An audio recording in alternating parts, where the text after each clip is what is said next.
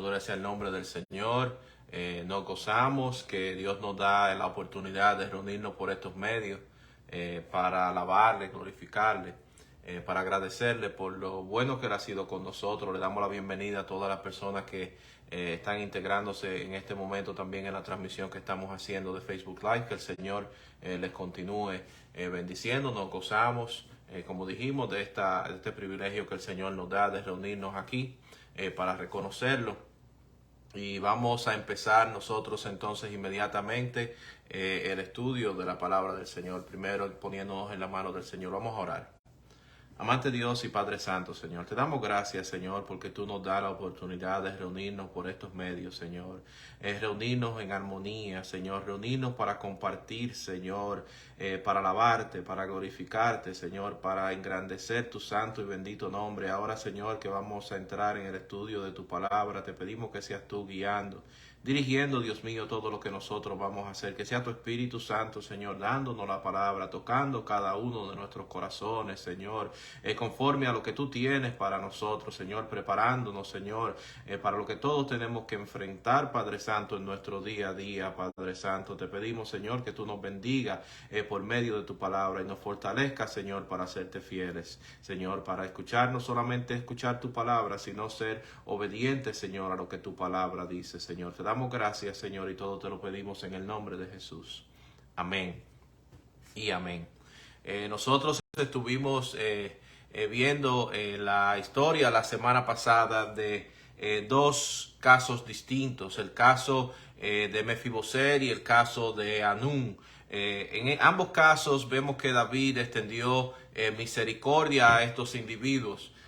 No le extendió misericordia porque ellos se lo merecían o porque ellos tenían algún tipo de mérito, sino que David le extendió misericordia basado en la relación que David había tenido con el padre de Mefiboset, quien fue Jonatán, y habíamos visto que Jonatán fue como un hermano para David, y en el caso de Hanún, el padre de Hanún había sido el rey de Amón.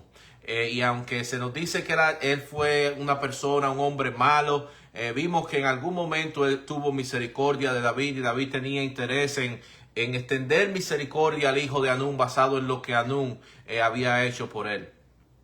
Vimos que David, como dijimos, le extendió misericordia a ambos, pero solamente Mefiboset pudo recibir la misericordia que David le extendió. La diferencia entre ambos fue que cuando David le extendió la misericordia a Mefiboset, la respuesta de Mefiboset fue reconocer que él no se lo merecía, reconocer, la respuesta fue: ¿quién soy yo para recibir este bien que el rey me está dando? Él reconoció, como dijimos, que no se lo merecía. Sin embargo, cuando David quiso extenderle misericordia a Hanún, vimos que él se rebeló en contra de David. Él escuchó los consejos de las personas que tenía a su alrededor, que le dijeron que de ninguna manera David había enviado a aquellos mensajeros para hacer misericordia, sino para espiar la tierra. Y porque él rechazó esta misericordia, esta obra que David, estos mensajeros que David había enviado, vimos que se lo provocó una guerra, murió un montón, murió mucha gente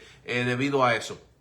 Y explicamos acerca de la misericordia que Dios nos extiende a nosotros, que Dios nos extiende misericordia, no porque nosotros seamos merecedores de la misericordia que Dios nos extiende a nosotros, sino que Dios nos extiende misericordia basado en los méritos del Señor Jesucristo, basado en la obra de Cristo en la cruz del Calvario, que Él murió por nuestros pecados.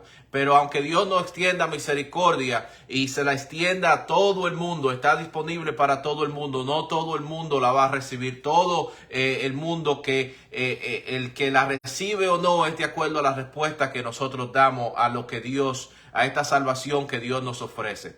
Si nosotros recibimos al Señor Jesucristo como nuestro Señor, como nuestro Salvador, si nosotros creemos que lo que Él hizo, la obra de Él en la cruz del Calvario fue por nosotros, nosotros podemos recibir su misericordia. De lo contrario, no podemos recibir su misericordia, aunque Él la haya ofrecido. Vamos a seguir con el estudio de Segunda de Samuel, y en el día de hoy vamos a estar estudiando el capítulo 11 de Segunda de Samuel. Vamos a empezar con el primer versículo.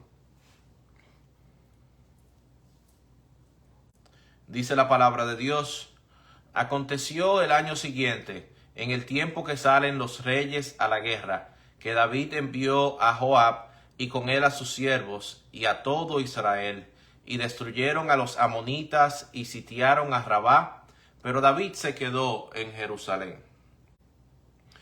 Cuando vemos que se nos habla aquí que estaban en tiempo de guerra, parecería que estamos tratando con algún tipo de deporte, como vemos en el día de hoy, que hay una temporada específica de unos meses del año en el cual se practican y se juegan algún tipo de deportes. Pero no era así. Lo que sucede es que debido a las condiciones del tiempo, habían épocas del año que, por ejemplo, se caracterizaban por frío, lluvia o algunos fenómenos del tiempo que no eran las condiciones ideales para la guerra.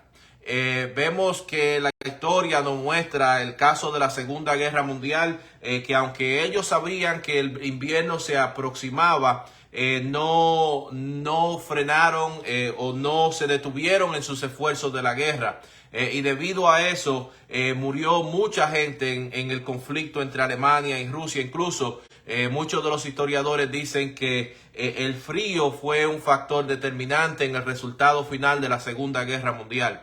Y debido a eso, durante la historia de la humanidad ha existido tiempos en los cuales los países, las naciones, aunque estén envueltas en conflicto, muchas veces hacen una pausa durante el tiempo que los fenómenos atmosféricos, ya sea el frío, lluvia o cualquier otro, estén manifestándose.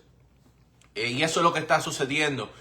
Había un tiempo en el cual las condiciones de guerra no eran favorables, pero este era el momento en el cual los reyes típicamente se lanzaban, iban a la guerra y se enfrentaban. Hasta este momento hemos visto un David que se ha comportado de una manera ejemplar, alguien que tiene en su corazón hacer la voluntad de Dios, alguien que quiere honrar a Dios. Habíamos visto cómo él quiso honrar a Dios llevando el arca de Dios a Jerusalén y quería construirle alguna casa. Vimos también a David que cuando todo el ejército de Israel, incluyendo a Saúl, estaban asustados por la amenaza de Goliat, vimos que David se levantó en el nombre del Señor y enfrentó a Goliat y Dios le dio la victoria. Vimos a David que extendió misericordia a Saúl, que no lo mató aún teniéndolo en sus manos, pero por el temor a Dios, por obediencia a Dios, David no había matado a Saúl. David no mató a Nabal en aunque Nabal lo había tratado ásperamente. David vimos la semana pasada que le extendió misericordia a Mefiboset y a Anún. Pero en este capítulo vamos a ver a un David distinto.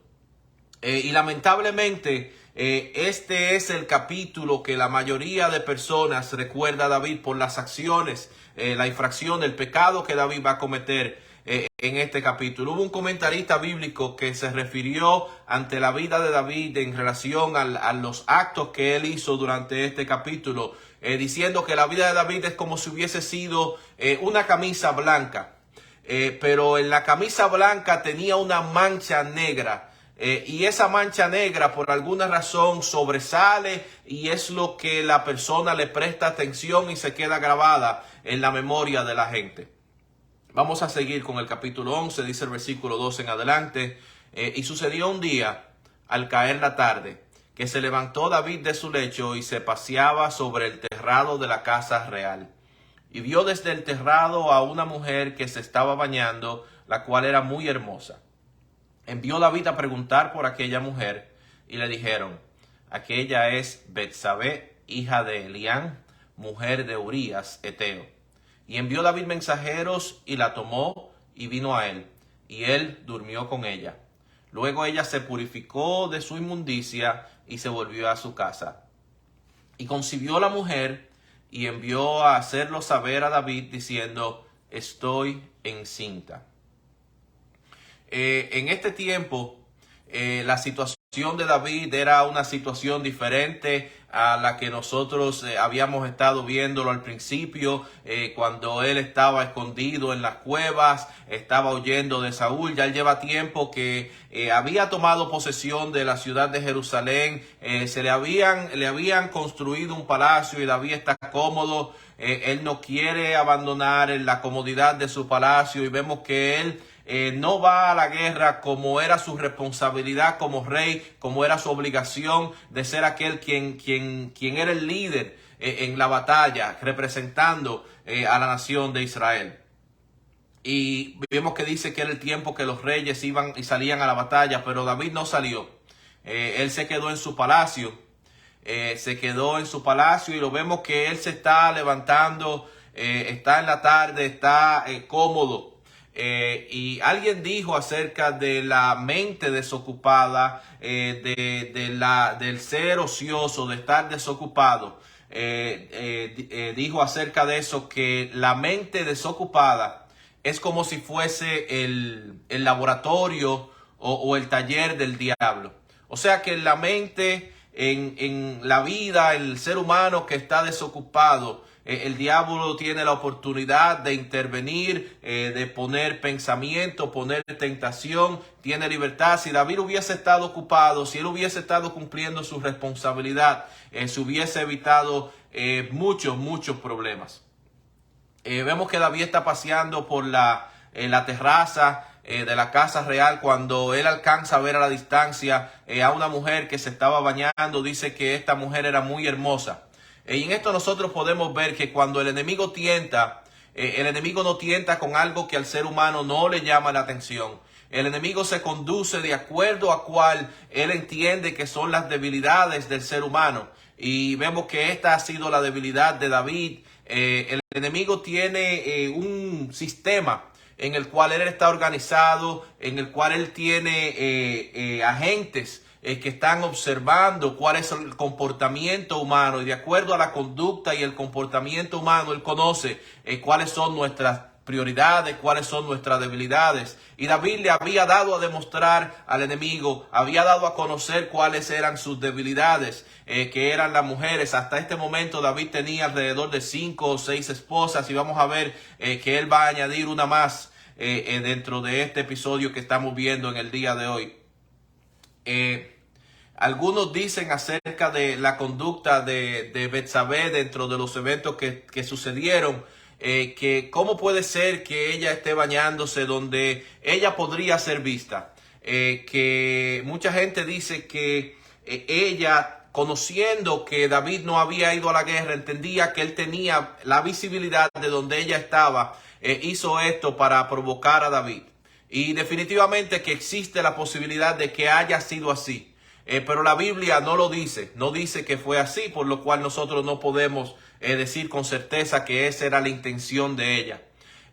Pero existe responsabilidad, cada uno es responsable de los eventos que sucedieron, tanto Betsabé como David. Pero David, siendo aquel que había sido ungido por Dios, siendo aquel quien Dios le había dado la responsabilidad de ser rey sobre Israel, tiene una responsabilidad mayor que la que tiene Betsabé en todos estos eventos que nosotros estamos viendo, porque David pudo haberse abstenido a la tentación que se presentó delante de él en ese momento.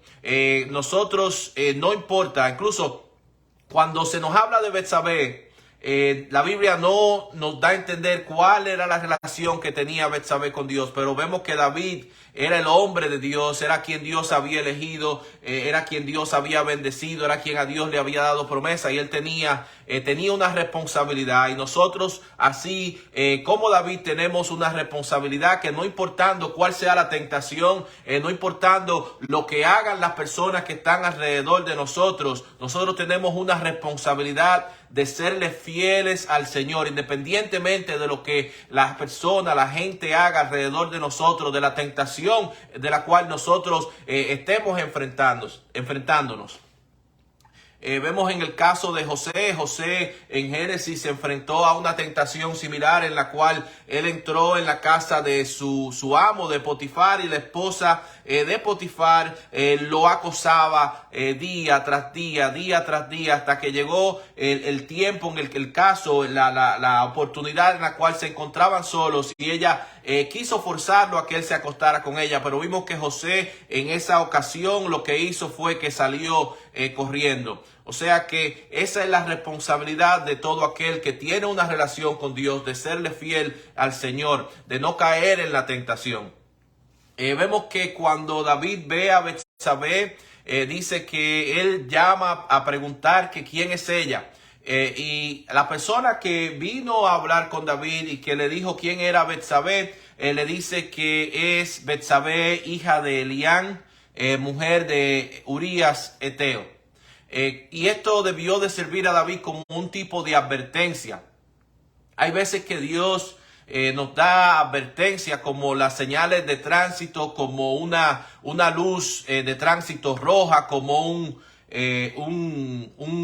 una señal de pare en la carretera. Pero vemos que David va a ignorar las señales que Dios le está dando, las advertencias que le está dando, y él va a seguir hacia adelante con lo que él quiere hacer.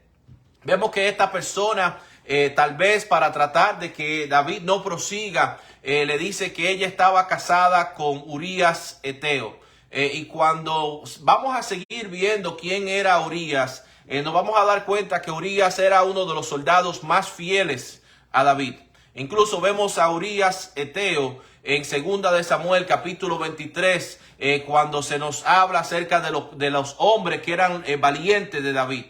Y vemos Urías que, aunque se conoce como Urías Eteo, eso identificaba Eteo, que él del lugar de donde él venía, de sus antepasados. Pero Urías era alguien que era fiel a David y era alguien quien servía a Dios. Vemos en el mismo nombre de Urías, el nombre de Urías significa Jehová es mi luz. Vemos que, como dijimos, atenta advertencia que se le hace a David, en vez de ver la situación como un impedimento, vemos que David vio esta situación como una oportunidad, ya que Urías era soldado y estaba en la guerra. Él iba a aprovechar entonces esta situación. Aquella persona no solamente le dice con quién era ella casada, sino que también le menciona que ella era hija de Elián. Elián también es uno de los soldados de David, a quien se reconoce en 2 de Samuel capítulo 23 como uno de los valientes de David. Y era Betsabé, al ser hija de Elián, el padre de Elián era Ahitofel. Y Ahitofel era tal vez el consejero principal de David. Y veremos cómo en el desarrollo de 2 de Samuel los graves problemas que esto le iba a causar a David, porque entonces Ahitofel iba a aconsejar a uno de los hijos de David a que se rebelara y se levantara en contra de David. Como dijimos, toda esta explicación de quién ella era esposa, de quién ella era hija, que ella era casada, debió de servirle a David para que él mirara para el otro lado. Debió de servirle de advertencia a David para desistir de la idea. Pero no fue así, sino que vemos que él la mandó a llamar, él se acostó con ella regresó a su casa. Tal vez ellos pensaron que este era el fin de este evento, pero que pensaron tal vez que todo iba a permanecer secreto, pero no fue así. Vemos que ella dio a avisar a David que había quedado embarazada. Y cuando nosotros vemos la tentación, cuando se presenta la tentación se presenta como algo atractivo, como algo que llama la atención, y el ser humano no sabe cuáles van a ser las consecuencias finales de su pecado. Alguien dijo acerca de lo que es la tentación, lo que es el pecado, que el pecado cobra más caro que lo que el ser humano está dispuesto a pagar. Nosotros tenemos la ventaja que tenemos al Espíritu Santo de Dios, que mora en nosotros, que nos convence de pecado, que nos advierte a no pecar, que nos dice que nos alejemos de los lugares, que evitemos situaciones. que nos quiere guiar, que nos quiere dirigir, pero lamentablemente muchas veces el ser humano evita la corrección, ignora lo que el Espíritu Santo está trabajando en el corazón del ser humano. Vamos a ver el versículo 6 en adelante. Entonces David envió a decir a Joab: envíame a Urías Eteo, y Joab envió a Urías a David. Cuando Urías vino a él, David le preguntó por la salud de Joab y por la salud del pueblo y por el estado de la guerra. Después dijo David a Urías: desciende a tu casa y lava tus pies. Y saliendo Urías de la casa del rey, le fue enviado presente de la mesa real. Mas Urías durmió a la puerta de la casa del rey con todos los siervos de su señor, y no descendió a su casa. E hicieron saber esto a David, diciendo: Urías no ha descendido a su casa. Y dijo David a Urías: ¿no has venido de camino? ¿Por qué pues no descendiste a tu casa? Y Urías respondió a David: el arca de Israel y Judá están bajo tiendas, y mi señor Joab y los siervos de mi señor en el campo. Y había yo de entrar en mi casa para comer y beber y dormir y a dormir con mi mujer. Por vida tuya y por vida de tu alma, que yo no haré tal cosa. David vemos que envió a buscar a Urías con el plan de que él regresara de guerra y que él se acostara con su mujer y así hacer pasar este embarazo de Betsabé, de la mujer de Urías, como que fuera un embarazo como que fuera hijo de Urías. Pero vemos que ese plan a David no le resultó, que Urías no fue a su casa. Vemos que él durmió a la puerta del rey. David, cuando se enteró de que Urías no había ido a su casa, vemos que él lo llama para entrevistarlo, para hablar con él, para preguntarle por qué él no fue, para dar a entender que eso tal vez era una conducta aceptable, que no iba a ser amonestado por esa conducta. Pero cuando en la respuesta de Urías nosotros vamos a ver dónde está el corazón de un hombre justo como Urías, de cómo él se conducía en medio de toda esta situación, esta justicia que está en el corazón de Urías debe haber sido algo que confrontó la situación y lo que estaba en el corazón de David. Urías le dice: el arca de Israel y Judá están bajo tiendas, y mi señor Joab y los siervos de mi señor en el campo. Y había yo de entrar en mi casa para comer y beber y a dormir con mi mujer. Por vida tuya y por vida de tu alma, que yo no haré tal cosa. Esto tiene que haber sido algo chocante para David. Era contrario al comportamiento que David había tenido. David, siendo responsable de haber estado en la guerra, no fue a la guerra y aprovechó esa oportunidad para acostarse con la esposa de Urías. Urías regresa de la guerra. David lo manda a llamar con este propósito, pero Urías vemos que era justo. Él consideraba algo injusto que él regresara de la guerra y que disfrutara de los privilegios de estar en su casa cuando todos sus compañeros de batalla estaban en el campo de batalla, cuando Joab estaba en el campo de batalla, cuando el arca de Dios estaba en tiendas. Él entendía que era una conducta no justa el conducirse de esa manera. Vemos el versículo 12 en adelante, dice: y David dijo a Urías: quédate aquí aún hoy, y mañana te despacharé. Y se quedó Urías en Jerusalén aquel día y el siguiente. Y David lo convidó a comer y a beber con él, hasta embriagarlo. Y él salió a la tarde a dormir en su cama con los siervos de su señor, mas no descendió a su casa. Cuando el primer plan a David no le resultó en relación de que él trajo a Urías para que él tomara la oportunidad y fuera a su casa y se acostara con su mujer y pretender que aquel hijo era de él, vemos entonces que David implementa otro plan y él llama a Urías a que venga a comer con él, y hasta que llega el punto donde él embriagó a Urías, pensando tal vez que si Urías se embriaga, si Urías está borracho, se comportaría tal vez no de la misma manera que se había comportado hasta este momento, tal vez que hubiese sido débil a su convicción y hubiese ido a su casa. Pero vamos a ver que David se entera de que un Urías borracho actúa, tiene un comportamiento más justo, más recto que el comportamiento que David había tenido. Vemos el versículo 14 en adelante, dice: Venida la mañana, escribió David a Joab una carta, la cual envió por mano de Urías, y escribió en la carta diciendo: poned a Urías al frente, en lo más recio de la batalla, y retiraos de él para que sea herido y muera.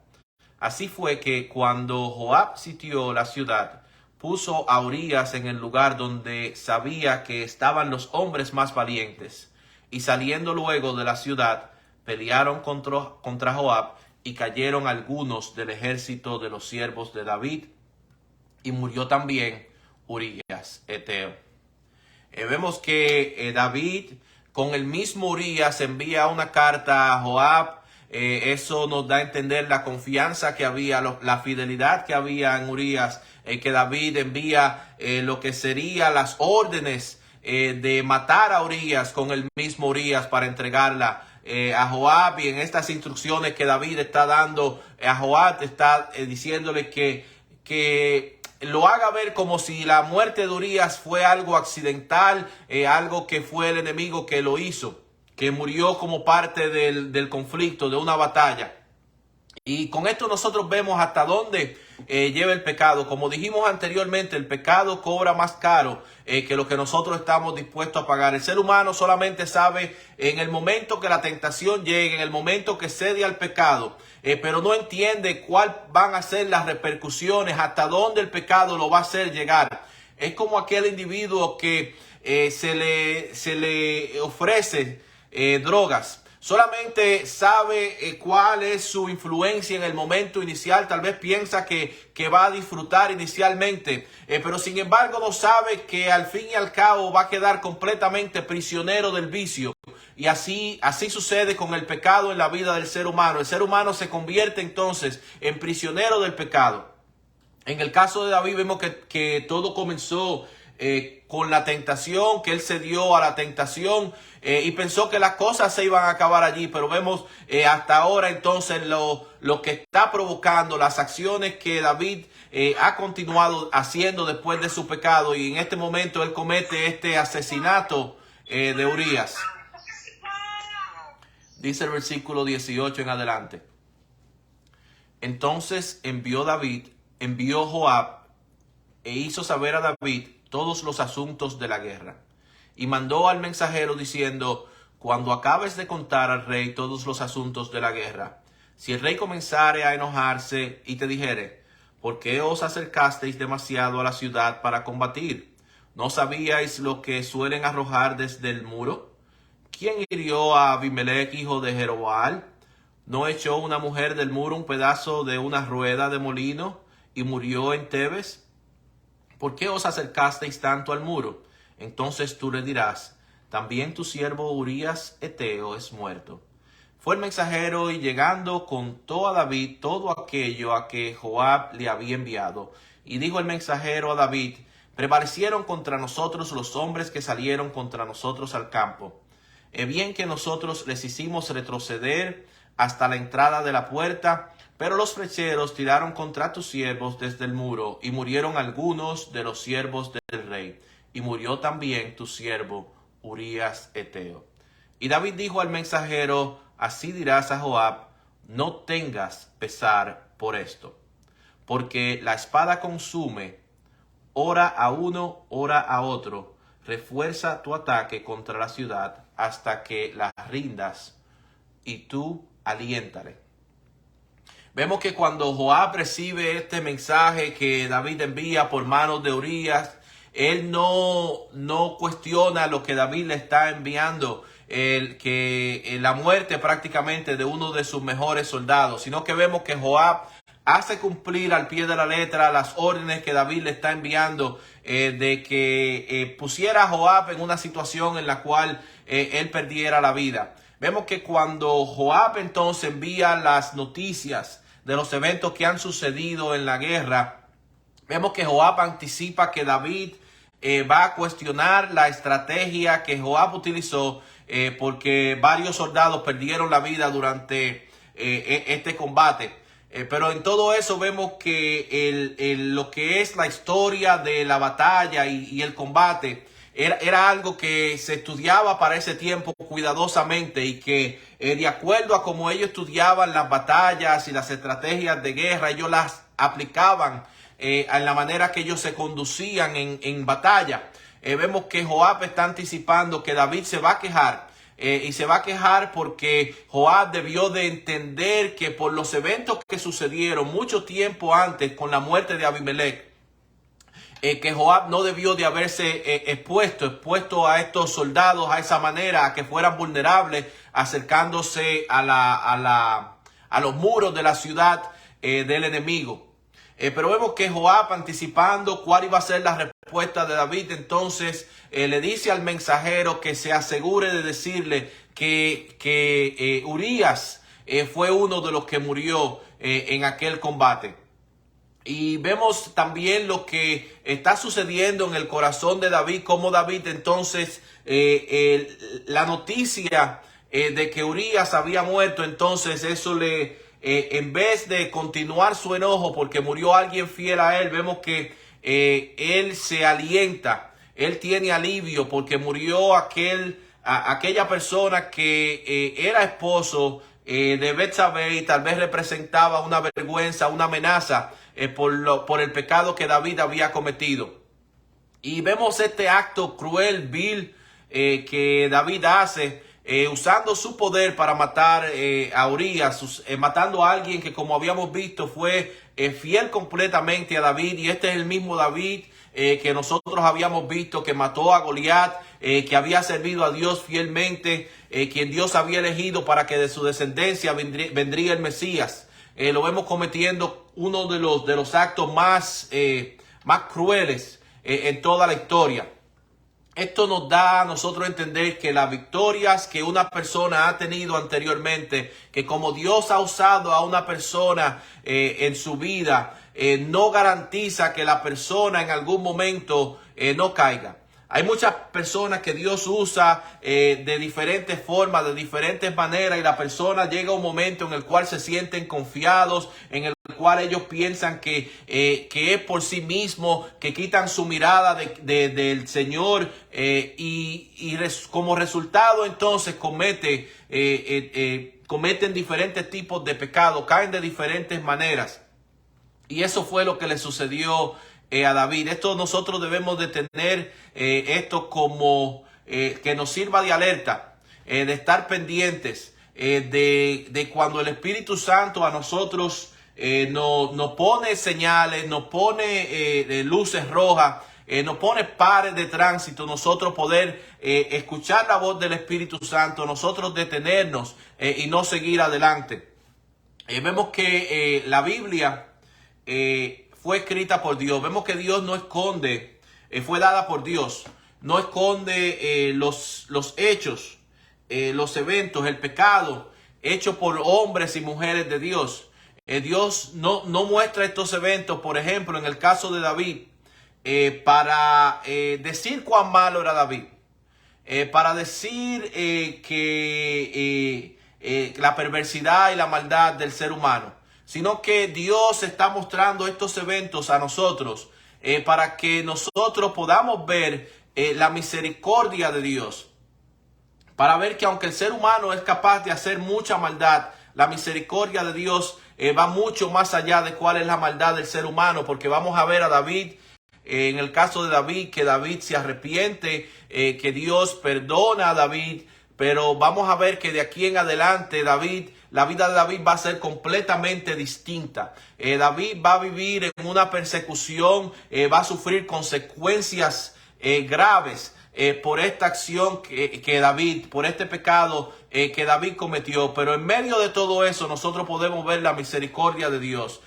Dios también nos muestra esto para dejarnos saber que nosotros, cada uno de nosotros es vulnerable de caer en las obras más perversas y más viles si nosotros le quitamos la mirada a Dios. Si nosotros ponemos el enfoque en lo que nosotros podemos hacer por nuestra propia fuerza, si nosotros dejamos de depender de Dios, Y mucha gente podría decir, no, yo jamás caeré en algo así similar o en algún pecado grave de esa manera. Pero vemos que Pablo en 1 Corintios capítulo 10 versículo 12 dice, así que el que piensa estar firme, mire que no caiga.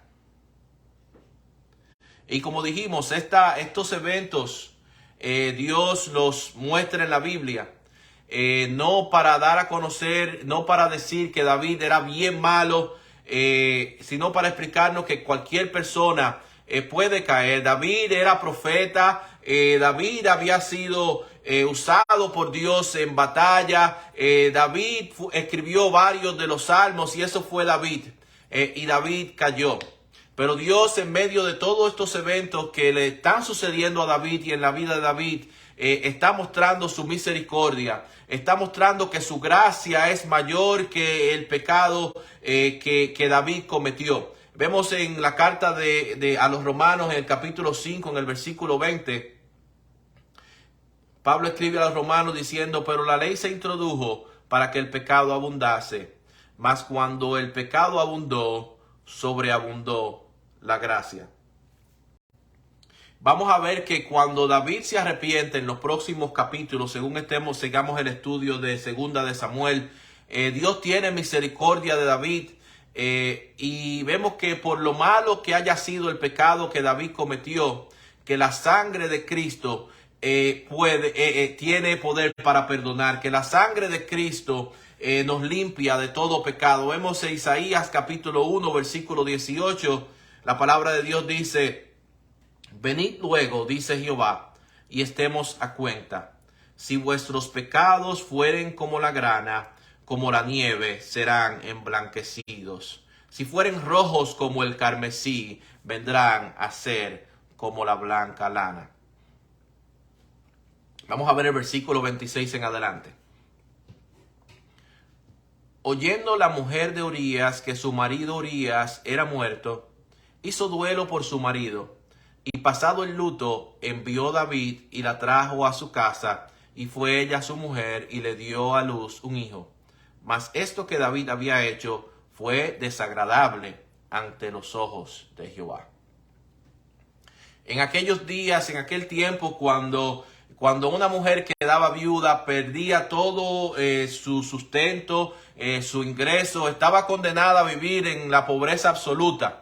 Pero vemos que David entonces, después de la muerte de Urías, la manda a buscar y se casa con ella. David está en estas acciones aparentando a alguien quien es bondadoso, alguien que ve la situación de esta viuda, que se casa con ella, que adopta a lo que se piensa que es el hijo de Urías, y la gente tiene que haber estado conversando durante aquel tiempo. Oh, pero qué bueno es David, mira cómo David hizo misericordia de Betsabé.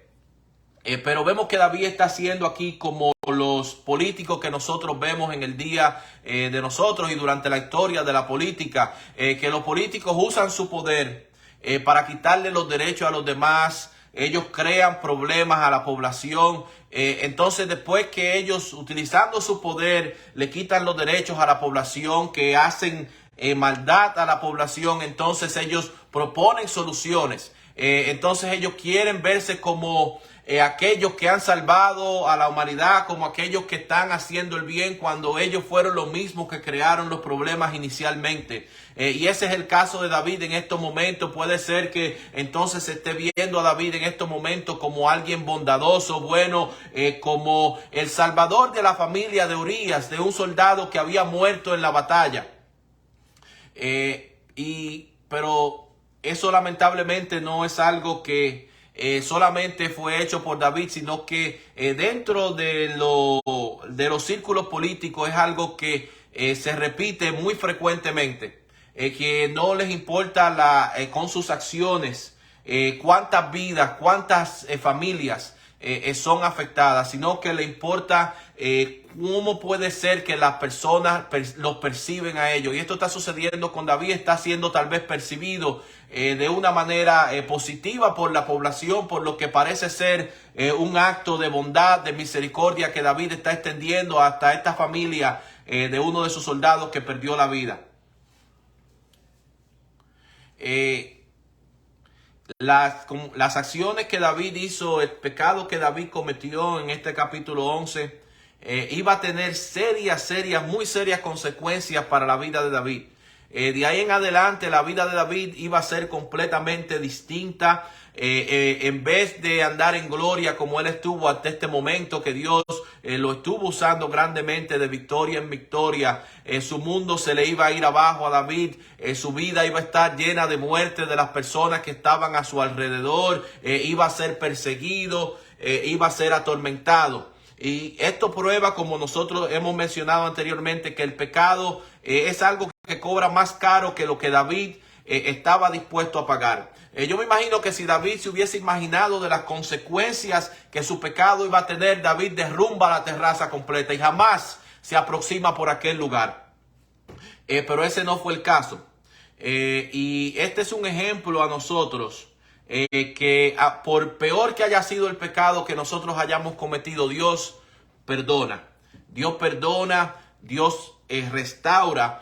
Pero nosotros vamos a sufrir las consecuencias del pecado que nosotros cometimos. Y como vamos a estar aprendiendo en la vida de David, en los capítulos que vamos a seguir viendo, no solamente estos eventos, este pecado que David cometió lo afectó a él durante el resto de su vida, sino que esto también va a afectar a la descendencia de David, va a afectar a su familia por el resto de sus días. O sea que cuando nosotros decidimos salirnos de la voluntad de Dios, si decidimos ignorar la voz del Espíritu Santo, los pares del Espíritu Santo, las luces rojas que el Espíritu Santo nos pone en el frente y decidimos seguir hacia adelante en contra de lo que es la voluntad de Dios, los resultados no solamente los vamos a sufrir nosotros en vida, sino que muchas veces esos resultados siguen de generación en generación. Gloria sea el nombre del Señor.